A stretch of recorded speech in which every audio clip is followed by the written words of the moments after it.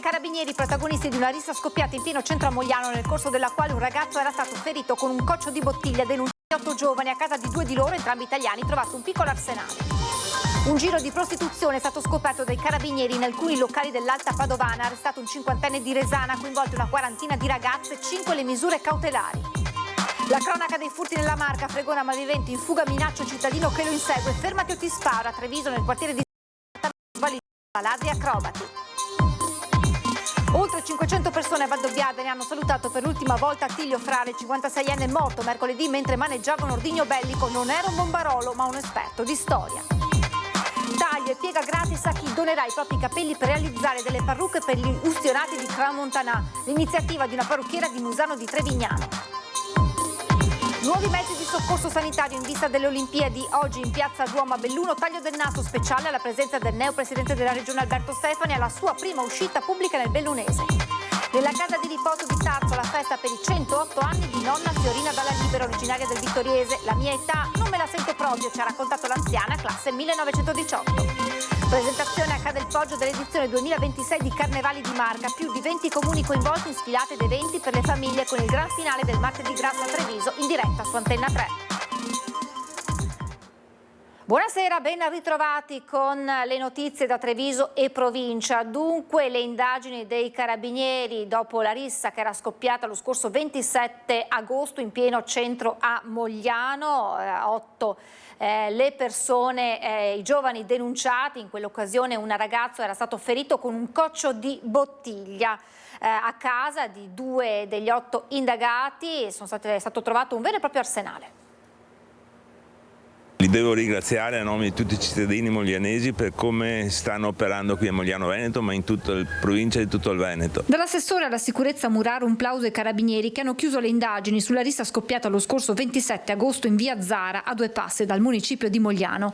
I militari della stazione moglianese, con il supporto degli equipaggi del NOR della compagnia e di una unità cinofila del nucleo di Torreglia, hanno eseguito una serie di perquisizioni nelle abitazioni di 8 giovani, 4 tunisini, 2 albanesi e 2 italiani, tutti di età compresa tra i 19 e i 26 anni, indagati ora a vario titolo per rissa aggravata in concorso. Stando a quanto ricostruito, ad affrontarsi sarebbe stato il gruppo composto dai cittadini tunisini da una parte e quello di italo-albanesi dall'altro. Non si conoscono i motivi che avevano portato allo scontro, con uno dei nordafricani ferito ad un braccio da un coccio di bottiglia con una prognosi di 20 giorni.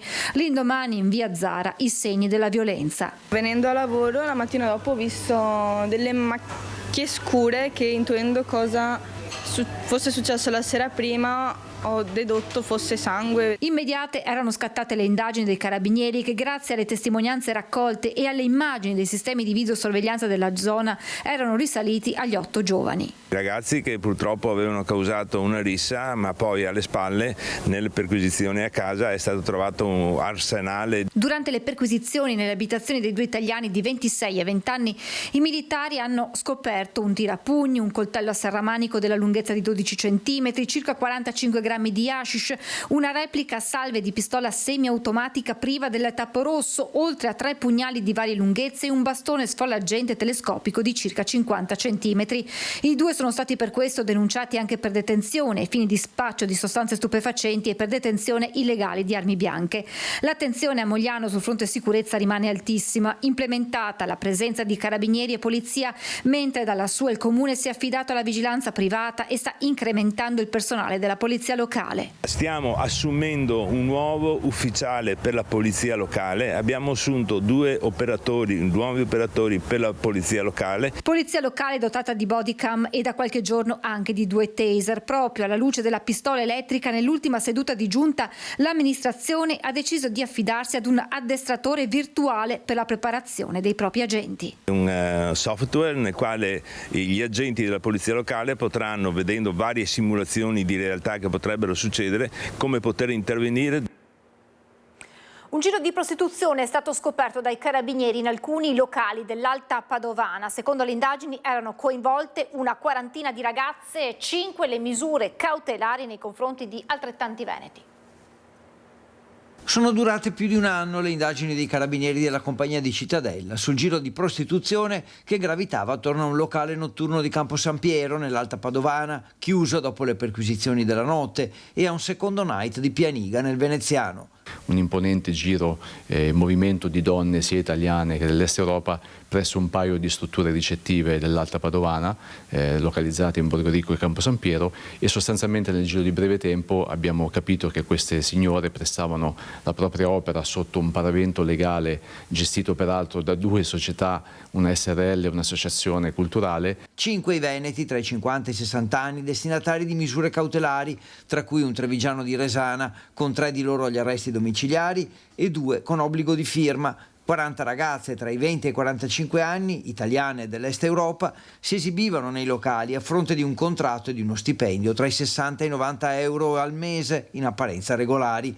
Nei privé del locale, con una tariffa a tempo, 50 euro ogni 10 minuti, secondo la ricostruzione degli inquirenti, avvenivano invece prestazioni sessuali, pagate poi in contanti o addirittura col POS, fingendo che fossero consumazioni. Interessante che l'indagine patrimoniale svolta dal nucleo operativo della compagnia di Cittadella ha permesso di ricostruire una serie di movimenti finanziari messi in atto da 2 di questi promotori che sono finiti agli arresti domiciliari, che consistevano sostanzialmente in un meccanismo di ricezione dei proventi corrisposti dai clienti alle prostitute, lavaggio e ripulitura attraverso una serie di operazioni bancarie e finanziarie utilizzando le 2 persone giuridiche citate, reimmissione nell'economia legale, quindi legittima. I carabinieri hanno anche sequestrato oltre 12.000 euro, mentre le accuse a vario titolo sono di favoreggiamento e sfruttamento della prostituzione e per 2 di loro di autoriciclaggio di denaro.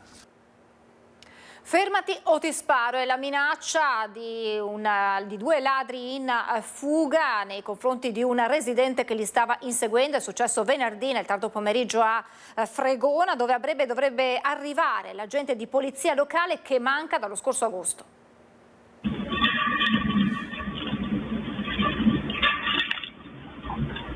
Eccoli 2 ladri che hanno seminato il panico a Osigo di Fregona nel tardo pomeriggio di giovedì, immortalati dalle telecamere di un'abitazione mentre scavalcano il cancello. L'orario, segnale 17:43. I 2 sono stati appena sorpresi all'interno di questa villetta dalla proprietaria rientrata a casa. Le basta salire il primo gradino per avvertire una brutta sensazione. Accendo la luce, sento delle persone sopra, al piano di sopra che stanno parlando in lingua straniera. Faccio 2 gradini, poi ci ripenso, esco dalla casa e ho chiamato il 112 carabinieri. I ladri hanno messo a soqquadro le stanze portando via alcuni gioielli. È proprio l'intrusione nel privato che lascia l'amaro in bocca. Esatto, sì. E la rabbia. Nel frattempo la coppia di malviventi esce saltando dal terrazzino e con grande agilità scappa attraverso i giardini delle abitazioni intorno. Un vicino si accorge di loro e inizia ad inseguirli. Lui riferisce che mentre lui le stava inseguendo, queste persone, una si è girata e gli ha detto stai fermo altrimenti ti sparo. Con un tantan sulle chat, in pochi minuti la notizia dei 2 in fuga arriva anche agli altri vicini. Alcuni si mettono al loro inseguimento, tra questi anche la signora Anna. Io ho visto 2 ragazzi che correvano di corsa su dietro qua, corso dietro dopo loro hanno saltato il muretto qui dietro e fuori fino sulla strada. E gli ho detto fermi, vi ho visto, però ormai... Come delle cavallette. Cavallette. Erano velocissimi, ma velocissimi. Che aveva fatto una bella perlustrazione, perché uscire e saltare dove sono andati, la via di fuga, non era facile da arrivare al punto dove forse avevano la sua macchina, quindi vuol dire che avevano già fatto una bella perlustrazione. Ed è questo l'aspetto che più preoccupa il sindaco, che invita i cittadini a fare attenzione. C'è da avere un po' di paura, non è che sta gente qui è senza scrupoli, quella spara se hanno le armi oppure se hanno qualche cosa ti uccidono, insomma, quindi bisogna stare attenti, è meglio che non facciano lasciamo fare il lavoro alle forze dell'ordine. A Fregona dallo scorso agosto manca l'unico agente di polizia locale, con il sindaco che era stato costretto a vestire lui stesso i panni del vigile, ma il problema sembra vicino ad una soluzione, anche se De Luca continua a ribadire l'importanza di unire le forze tra più territori per un corpo di polizia intercomunale. Adesso facciamo la selezione, mi pare il 28, e dopo si farà la scelta fra quelli quello che vince verrà assunto, insomma. E io sono convinto che un vigile non è che possa risolvere il problema. Io sono per la unione fra i vigili, fare 20-25 vigili in modo che possano coprire l'area per tutte le 24 ore. Abbiamo chiesto a Vittorio, forse prima non ci sentiva, adesso comincia a sentirci. E furti anche nel tardo pomeriggio di ieri, questa volta a Treviso, nel quartiere di Selvani, in azione dei ladri acrobati. Sono saliti dalle canne fumarie, come si vede dalle foto, e sono entrati nell'appartamento, come dei gatti. Ladri spregiudicati come quelli che hanno colpito nei giorni scorsi a Castagnole di Paese mentre le famiglie dormivano nelle proprie stanze. Ladri acrobati come quelli invece responsabili del furto in un appartamento di via Marcantonio Gandino, strada chiusa nel quartiere di Selvana a Treviso. I malviventi sono entrati in scena tra le 18 e le 19 in una palazzina nel centro di una zona residenziale tra condomini, villette e casa schiera. Poco importa se a quell'ora ci fosse un viavai di residenti di rientro dal lavoro o impegnati in commissioni. I malviventi, incuranti del rischio di poter essere visti, si sono dapprima arrampicati sul terrazzo del primo piano attraverso questa tubatura. Sul muro i segni evidenti lasciati dalle scarpe. Poi hanno attraversato tutto il balcone e salendo sulla canna fumaria hanno raggiunto l'appartamento al secondo piano. In quel momento i proprietari non erano in casa. I ladri hanno potuto così muoversi indisturbati. Il risultato, quello di tanti altri colpi, abitazione completamente a soqquadro, spariti alcuni preziosi.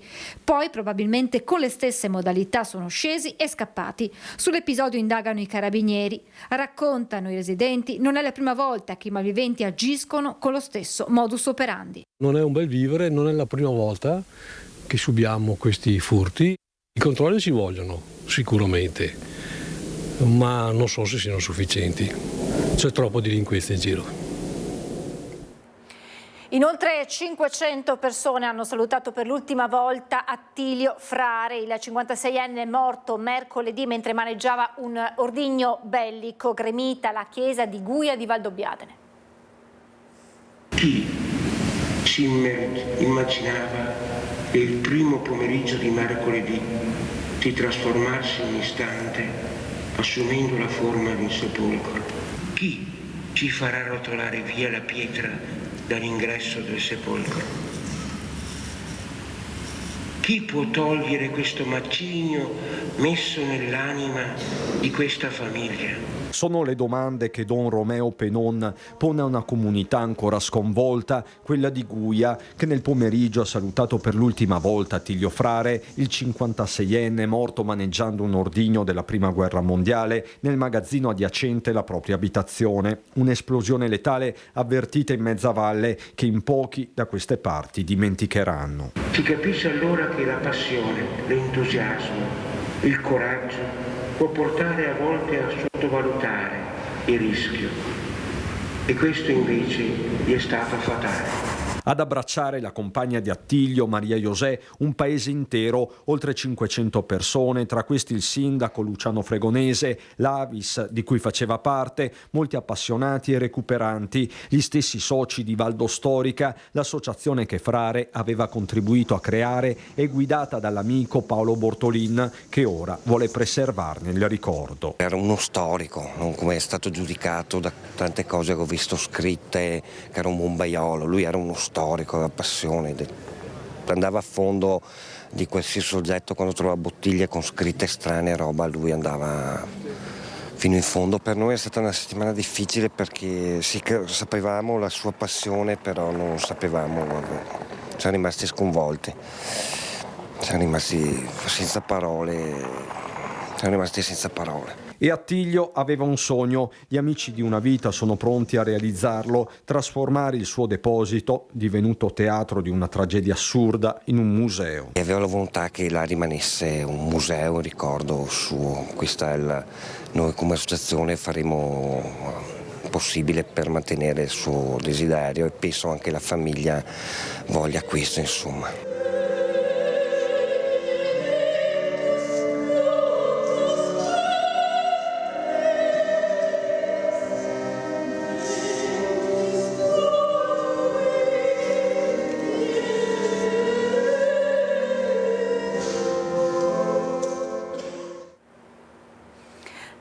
e piega gratis a chi donerà i propri capelli per gli ustionati di Crans-Montana, l'iniziativa di una parrucchiera di Musano di Trevignano. Già ieri una ragazza ha donato i suoi 30 centimetri e il telefono stamattina continuava a suonare, quindi siamo molto felici che questa iniziativa stia prendendo piede, che non passi, è una pubblicità, anzi è una voglia di far del bene nel nostro piccolo con un piccolo gesto. Taglio e piega gratuiti a chi vorrà donare i propri capelli per la realizzazione di parrucche per gli ustionati di Crans-Montana. Laura Martignago, titolare del salone di parrucchiera Laura Eira di Musano di Trevignano, ha deciso di aderire all'iniziativa e molte clienti si sono già fatte avanti. Delle parrucche si occuperà un'azienda svizzera di cui ci racconta, le ha parlato una collega di Biella. Mi ha suggerito di fare una sorta di passaparola per chi decide di tagliare i capelli con una lunghezza superiore ai 30 cm, capelli naturali. Per incentivare questo abbiamo deciso di metterci in gioco. Il Salone di Musano già da anni collabora con l'associazione Un Angelo per Capello, che raccoglie i capelli naturali per i malati oncologici. La tragedia di Capodanno, con le sue giovanissime vittime e le sofferenze degli ustionati, hanno profondamente scosso l'intera opinione pubblica, così Laura si è posta ancora una volta la domanda di come dare concretamente una mano. Quello che fa molto piacere è che ha sensibilizzato tanto le ragazze e le adolescenti, che magari arrivano adesso con questi standard capello lunghissimo e per un motivo valido dicono ok, tanto i capelli ricrescono, posso aiutare magari dei miei coetanei che si trovano ad aver avuto una sfortuna. Di nuovo in azione il vandalo che già nel 2025 aveva preso di mira le auto dei dipendenti dello stabilimento Electrolux di Susegana. Nei giorni scorsi 2 le vetture rigate. Venerdì 2 auto sicuramente, adesso non sappiamo se altri colleghi non l'hanno segnalato, questo lungo striscio sulle fiancate e quindi un pessimo regalo di inizio anno. Dopo una pausa, con il nuovo anno sono ripresi i vandalismi ai danni delle auto dei dipendenti dello stabilimento Electrolux di Susegana. Nel mirino le vetture di 2 operaie che vanno a sommarsi ai diversi episodi che hanno segnato il 2025. Più intenso tra maggio e giugno, ricomparso tra settembre e ottobre. Danni ingenti e preventivi decisamente elevati. Si parla di 3-4 mila euro, che per un lavoratore, un operaio, significano importanti risorse, tante volte l'intero risparmio di un anno. Sale così a 15 il numero delle vetture rigate, probabilmente con una chiave. Si ipotizza che potrebbero essere quasi tutte opera della stessa mano. Mettono in tensione un'intera comunità di lavoratori perché è proprio fatto a caso, non c'è un filone logico in chi è stato colpito. Dal sindacato la richiesta di intervenire per mettere fine a questi inquietanti episodi. Ai lavoratori facciamo mandare una mail che chieda di bloccare i video, perché sono video sorvegliati, i parcheggi, in modo tale che poi i carabinieri con la relativa querela, denuncia, possano accedere a queste registrazioni. Ci aspettiamo insomma normalmente che, visto che c'è il protrarsi di questi continue danni vandalici sulle auto delle persone, e visto che ci sono i video e visto che sembrerebbe possibile individuare chi ha commesso questi fatti, ci sia anche la possibilità di, diciamo così, di far cessare intanto, e poi chi ha subito i danni di poter avere un risarcimento, perché non è pensabile continuare così, perché se no bisognerà che pensiamo a qualche forma di protesta, perché insomma paghiamo le tasse e vogliamo essere tutelati. Con qualche giorno d'anticipo sulla data ufficiale, quella del 24 gennaio, la diocesi di Treviso ha celebrato al monastero delle Visitandine la messa in onore di San Francesco di Sales, patrono dei giornalisti. Ci siamo trovati qui oggi per celebrare insieme il rendimento di grazie per la vita, la professione, direi anche la missione dei giornalisti e degli operatori della comunicazione. È Erano svariati anni che il vescovo non celebrava messa nel monastero delle suore di clausura delle Visitandine e l'occasione è stata quanto mai importante perché proprio in questa chiesa le sorelle custodiscono da oltre 110 anni la reliquia del cuore di San Francesco di Sales, loro fondatore e patrono dei giornalisti, oltre che di sordi e di sordomuti. Il vescovo Tomasi ha ricordato come la missione degli operatori della comunicazione sia quella di cercare la verità. Una notizia non falsa e quindi verificata, ponderata, comunicata nella sua corrispondenza a quanto è accaduto nei fatti, non manipolata o manipolatoria. Oserei fino a dire una notizia vera, che cerca dunque di essere comunicata oggettivamente da un soggetto che si fa domande su quanto accade. E poi sarebbe bene che i giornalisti si facessero anche portatori del bene nel mondo, perché non ci sono solo tragedie. Spesso farebbe proprio bene alla collettività sentire ciò che di buono accade al suo interno. Non ci sono solo crisi, problemi e cattiverie, nemmeno in questo nostro tempo così grigio e difficile.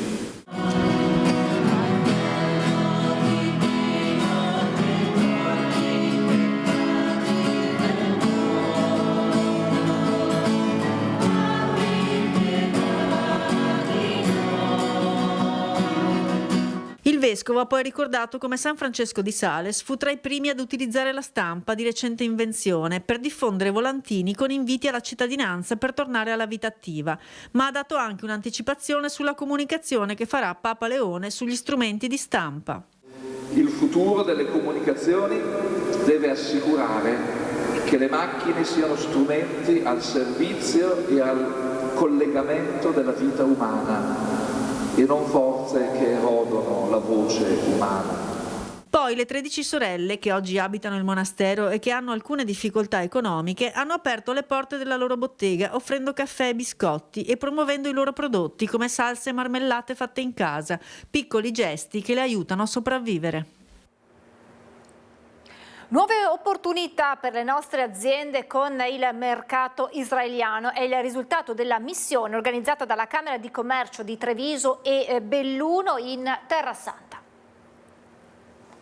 A novembre il radicchio di Treviso a Tel Aviv. Sì, assolutamente, visto che è il periodo giusto poi anche per presentarlo, andremo lì e andremo a presentare in questa settimana della cucina, dove sono coinvolte la ristorazione e anche la grande distribuzione, a fare questa iniziativa che credo sarà sicuramente apprezzata. Aprire un nuovo mercato ad uno dei prodotti tipici della marca trevigiana è uno dei risultati concreti della missione in Terra Santa organizzata dalla Camera di Commercio di Treviso e Belluno.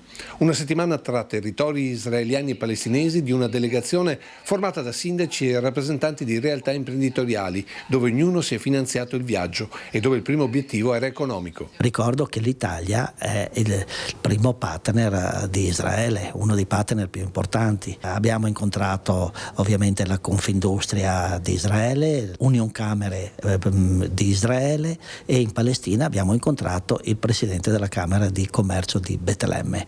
L'Italia ha una credibilità dal punto di vista imprenditoriale e commerciale perché ci sono tantissimi macchinari italiani in questa realtà. Opportunità per i nostri macchinari, ma in particolare per le nostre produzioni in un mercato, quello israeliano, con alta propensione all'acquisto. Credo che sia questa una missione che porterà sicuramente in prossimo futuro a dei rapporti commerciali, industriali e anche turistici. Ma perché l'avete fatta questa missione? Ma perché un po' il tema sensibile ovviamente di quanto sta accadendo in Palestina e poi per il forte legame che c'è con la Palestina, con il Veneto. 2 vescovi originari di San Polo di Piave, tanti frati francescani che hanno vissuto nella nostra regione prima di diventare custodi del Santo Sepolcro, sono la testimonianza viva di questo legame, ma anche la risposta a quelle associazioni che hanno criticato la missione. Prendo un po' quello che ho detto all'inizio su questa missione, che ci sono state queste critiche tramite un comunicato dei comitati pro-PAL. Dicevo cosa? Che la mamma degli ignoranti è sempre incinta, come diceva Maurizio Costanzo. Io ci aggiungo l'ignoranza perché prima di uscire si informavano su qual era la nostra missione, che come è stato ribadito da tutti non era una missione o a favore dell'uno o a favore dell'altro. È il momento di fermarci per qualche istante di pubblicità, tra poco.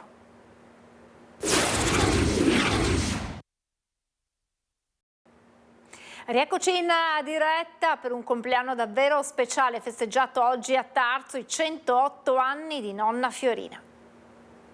Sono proprio arrivata a 108 qui, ma a me non mi pare neanche, a me non mi pare affatto di avere 108 anni. 108 anni e non sentirli. Sono quelli per l'anagrafe di Fiorina dalla Libera, nata il 1 gennaio del 1918 a Nove di Vittorio Veneto, quando la Grande Guerra infuriava e gli austro-tedeschi avevano occupato il Fadalto. Neanche la guerra non mi ha occupato, neanche quella. Decisamente solare, nonna Fiorina, attorniata da parenti, amici, conoscenti, è accudita dal personale della casa di riposo di Tarso. Della sua vita cosa mi conta, cosa ha fatto? La mia vita? Sì. Lei pensava che... stiamo a contare tutta la storia della mia vita, che voi quindi siete lì. Regala buon umore a tutti questo esempio di longevità, con il cuore sempre tra le sue case. Nove Vittorio Veneto. Per me è un bel paese, per me è bello. I distrutti che le brutti, ma io vergognosi di nuovi compagni, perché le belle Nove, perché sono sesta e sono crescesta a Nove. Sono l'ultima dei 10 fratelli. Era la coccola dell'ordine di tutti quanti. Sempre rimasta ai piedi del Pizzoc, a 20 anni si è sposata con un operatore della locale centrale dell'Enel. Una vita semplice, con qualche esperienza nella Finlandia di Serravalle, ma in gran parte passata ad accudire casa e marito. Poi nonna Fiorina si commuove ricordando la figlia tanto desiderata. Sono stata sfortunata. Ho una bambina, dopo 9 mesi che era sposata, e la mia è morta di 6 mesi. E dopo non me ne più arriva. Ho sofferto tanto. Ma non si è persa d'animo e così ha intrapreso la strada dell'adozione e poi quella della solidarietà che l'ha portata a far del bene a chiunque avesse bisogno di un sostegno, dalla semplice visita di compagnia alle faccende domestiche. E oggi quel bene ritorna nel calore di quanti non solo la festeggiano per l'età, ma ogni giorno salgono al culmine tra Tarso e i laghi di Ravine per venirla a trovare. Così hanno fatto gli alpini e il sindaco di Refrontolo, dove Fiorina ha conservato l'ultima residenza, portandogli dei fiori e un biglietto che lei a 108 anni legge ancora senza occhiali.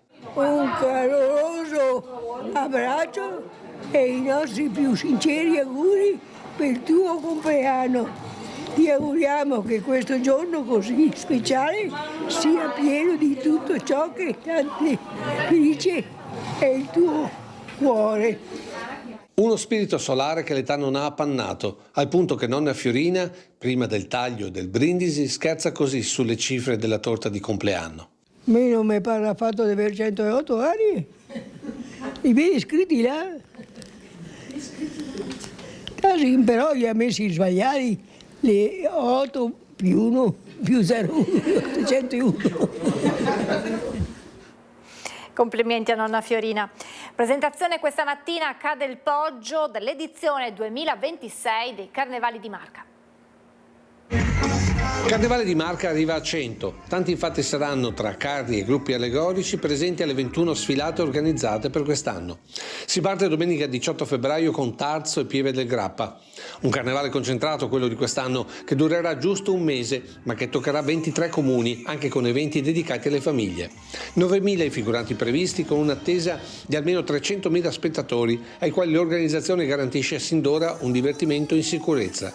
Un servizio d'ordine ma anche di assistenza medica che varierà a seconda della sfilata. Dalle medio-piccole partiamo da una ventina di volontari che appunto tra addetti alla sicurezza e anche coadiuvati dalle forze dell'ordine per arrivare alle sfilate più importanti di Vittorio Veneto a 60-70 presenze e con Conegliano e soprattutto anche Treviso che sforiamo centinaio di addetti. Ci sarà la consueta gara tra gruppi sia sull'ideazione dei carri che sulle automazioni dei vari personaggi realizzati in cartapesta, ma non mancherà anche la sfida alla migliore coreografia fotografia dei figuranti. Quest'anno il circuito si arricchisce con il ritorno di una comunità. Dopo 40 anni torna la sfilata sulla provinciale, quindi sicuramente impegnativo dal punto di vista logistico, ma una grande festa per la comunità. Crescono anche le sfilate in notturna. Sono Santa Lucia di Piave, Zenson di Piave e Roncade. Momenti di festa collettiva dunque, al punto che in alcuni comuni sfileranno in maschera anche sindaci e consiglieri. Zenson di Piave è stata la prima per noi a trovare un tema e vestirsi, tutta la giunta si veste con quel tema, e abbiamo lanciato la sfida alle altre amministrazioni, quindi Farra di Soligo e Carbonera sono arrivati in coda e quest'anno vediamo. Divertimento con ingresso libero, ma anche solidarietà con la lotteria che mette in palio tra gli altri premi quest'auto, il cui ricavato andrà in parte a sostenere iniziative solidali nei comuni del circuito. E il 17 febbraio il gran finale con la sfilata a Treviso, che Antena 3 trasmetterà in diretta. E per dare davvero il via, ora l'immancabile saluto della mascotte. Ciao a tutti! Ci vediamo ai carnevali di Marca! Ciao bimbi!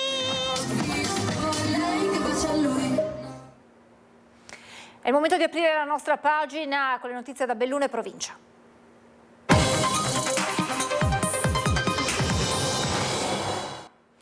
Restano in carcere i 2 ladri acciuffati a Resana, siamo in provincia di Treviso, ritenuti responsabili di 12 colpi, 10 dei quali nel bellunese tra la fine di dicembre e i primi giorni di gennaio. Oggi sono emersi alcuni particolari sulle indagini. In Italia vivevano di espedienti da almeno una decina d'anni circa, si spostavano in auto e in treno e nello zaino, oltre all'occorrente per scassinare porte e finestre, avevano anche le pattine per non disturbare il sonno dei malcapitati. Il ritratto dei 2 malviventi acciuffati dai carabinieri martedì scorso in un appartamento a Resana, in provincia di Treviso, è quello di 2 professionisti di elevato spessore criminale, spiega il comandante provinciale dei carabinieri Carmelo Rustico. 40enni di nazionalità albanese irregolari con precedenti specifici. 12 i colpi accertati, di cui 10 in provincia di Belluno, 8 consumati, 2 tentati. Effettuano delle effrazioni sugli infissi, entrando anche in presenza dei proprietari, anche se non hanno mai effettuato delle violenze, anzi nel momento in cui venivano scoperti si davano alla fuga velocemente. Nel covo a Resana i militari della compagnia di Feltre hanno recuperato gioielli e orologi di lusso, oltre ad accessori e capi di vestiario firmati per un valore di diverse centinaia di migliaia di euro. Siamo riusciti a individuarli grazie a un'attività di indagine molto serrata, che ha permesso prima di individuare la zona dove questi trovavano ospitalità durante nei loro periodi di riposo, operavano la notte, quindi riposavano di giorno, e poi da lì con osservazioni sul posto, pedinamenti e attività tecnica siamo riusciti a individuare con certezza il loro covo, e al termine di un altro raid eseguito a Castagnole di Paese siamo entrati all'interno dell'abitazione trovando la refurtiva. A tradire i 2 malviventi un paio di AirPod, auricolari dotati di geolocalizzazione, che si trovavano nella tasca interna di un giubbotto di marca rubato in uno dei raid fra Santa Giustina e Feltre. La fase conclusiva delle indagini la mattinata del 13 gennaio. Quando a Resana, dopo che avevamo individuato quello che era l'abitazione Covo, avendo appreso da altre attività tecniche nei nostri servizi del raid che si era di fatto commesso poche ore prima nella località di Castagnole di Paese, si decideva di effettuare questa attività di iniziativa e quindi di fare un'irruzione in quello che era questa sorta di covo dove loro sapevamo che erano alloggiati, e li abbiamo sorpresi ancora all'interno di questi alloggi con tutta la refurtiva degli ultimi furti. Nei confronti della coppia è stato eseguito un fermo di indiziato di polizia giudiziaria convalidato per competenza territoriale dal GIP di Treviso, mentre gli atti sono stati trasferiti alla Procura di Belluno, dove è stato commesso il primo furto. Procedono serrate le indagini sulla clamorosa rapina alla gioielleria Cacciari Salvati in Corso Italia a Cortina. Indagini che vedono in contatto nucleo investigativo dei carabinieri e squadra mobile del capoluogo con i rispettivi uffici di polizia scientifica. I 2 rapinatori sono riusciti ad entrare nel negozio fingendosi normali clienti prima di palesare le loro intenzioni. A volto scoperto, ma con pistola semiautomatica in pugno e un'ascia per sfondare le teche in cristallo. Un'azione di pochi minuti per riempire un borsone e fuggire a bordo di una mini minor abbandonata ad 1 chilometro dal centro in una zona defilata. In auto tracce di sangue repertate dalla scientifica. Si lavora sui frame delle telecamere di sorveglianza esterna, mentre sembra che nel negozio il circuito non fosse efficiente. Nuovi mezzi di soccorso sanitario in vista delle Olimpiadi. Oggi in Piazza Duomo taglio del nastro speciale alla presenza del neopresidente della Regione Alberto Stefani alla sua prima uscita pubblica nel Bellunese.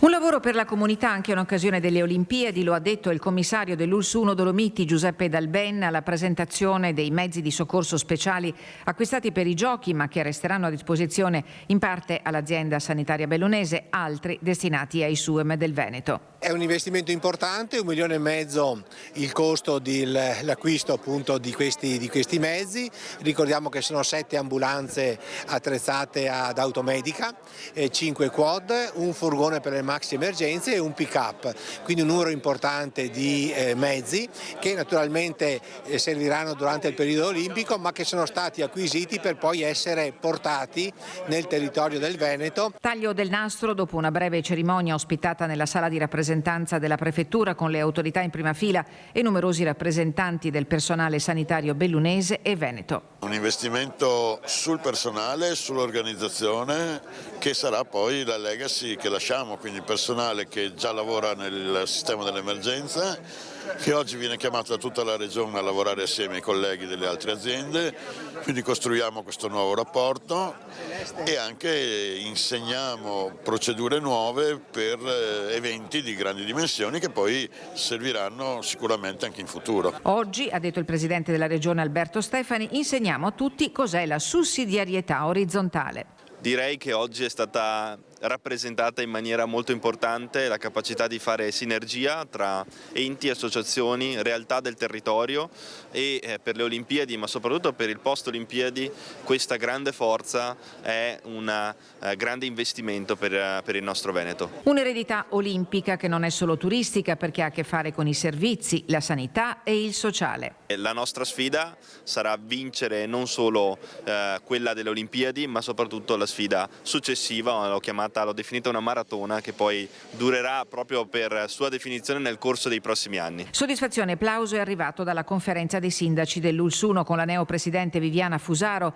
che ha elogiato il commissario Dalben, il cui mandato scadrà a fine Olimpiadi. Noi lavoreremo molto al fine di poter avere una situazione che ci dia le stesse opportunità che abbiamo ora, insomma, quindi è nostro compito anche come conferenza impegnarci, io oserei dire senza spingermi anche oltre, magari per un'eventuale riconferma, chiaramente. Assaggio olimpico ieri sera a Feltre, dove è entrato nel vivo il progetto Scivolare Giochi di Ghiaccio, programma di iniziative dedicato ai giovani, allo sport e alla montagna, con l'obiettivo di contribuire alla diffusione dello spirito e dei valori di Milano Cortina 2026. Appuntamento in Piazza Maggiore, da dove è partito il corteo che ha attraversato il centro storico e ha raggiunto Pra del Moro. All'evento hanno partecipato centinaia di bambini e ragazze delle scuole primarie e secondarie di Feltre, assieme ai rappresentanti delle associazioni sportive locali. Nevegal, nulla osta in extremis per la sciovia del campo scuola che oggi ha potuto finalmente inaugurare la stagione per i più piccoli.